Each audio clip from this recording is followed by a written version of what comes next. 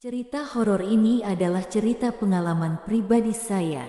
Cerita horor ini tentang hantu berambut panjang di rumah nenek. Setiap tahun biasanya kami pulang ke Palembang untuk merayakan Lebaran bersama keluarga besar. Jika kami pergi ke rumah nenek, saya akan menemui banyak saudara karena nenek saya memiliki 9 anak. Dan tentu saja cucunya banyak dan saya sangat senang bisa berkumpul bersama-sama karena di Tangerang kami tidak memiliki banyak saudara yang dapat dikunjungi, jadi saya sangat senang jika liburan hari Lebaran dan selalu menanti-nanti untuk pergi ke rumah nenek. Rumah nenek termasuk rumah yang besar berlantai 2 dan banyak kamar kosong bekas anak-anaknya yang sudah tidak tinggal bersama lagi. Kejadian horor ini saya alami pada tahun 2019. Cerita ini terjadi pada saat malam hari di jam 8-9 malam. Ini bermula saat saya ingin pergi ke kamar mandi, lalu saya seperti melihat sekilas ada orang berambut panjang. Namun, saat saya lihat dengan benar lagi, orang berambut panjang itu tidak ada. Saya sangat ketakutan dan saya langsung berlari menemui ayah saya. Ayah saya sangat berani dan mengecek kamar mandi itu, namun tidak melihat apa-apa.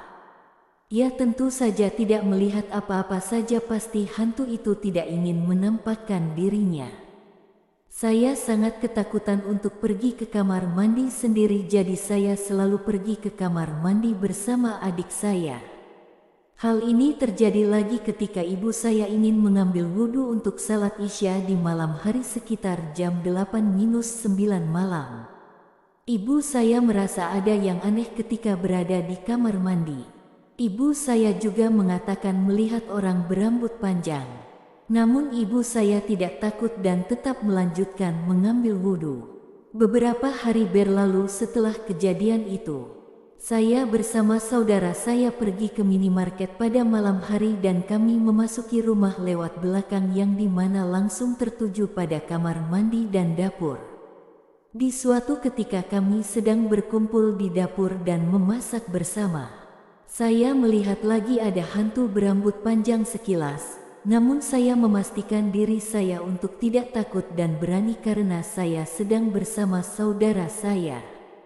Namun, anehnya hanya saya yang melihat hantu berambut panjang itu.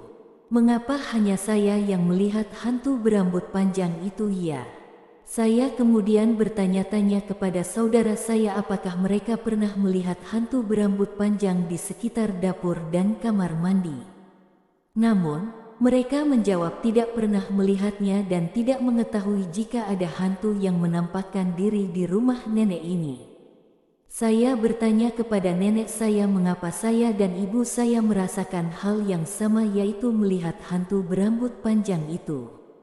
Nenek pun tidak tahu jawabannya karena nenek juga belum pernah melihat hantu berambut panjang di rumahnya. Saya sangat penasaran dengan hal tersebut, mengapa hanya saya yang melihatnya dan mengapa hantu itu menampakkan dirinya kepada saya. Nenek melihat saya sangat ketakutan ketika saya ingin pergi ke dapur ataupun ke kamar mandi. Jadi, nenek setiap hari selalu berada di dekat saya untuk menemani saya kemanapun agar saya tidak merasa ketakutan. Terlebih saudara-saudara saya sudah pulang ke tempatnya masing-masing dan tinggal keluarga saya yang masih di rumah nenek. Rumah nenek sangat sepi ketika saudara saya pulang. Saya selalu bersama nenek saya agar saya tidak merasa takut. Setelah itu, anehnya saya tidak pernah merasa atau melihat hantu berambut panjang lagi.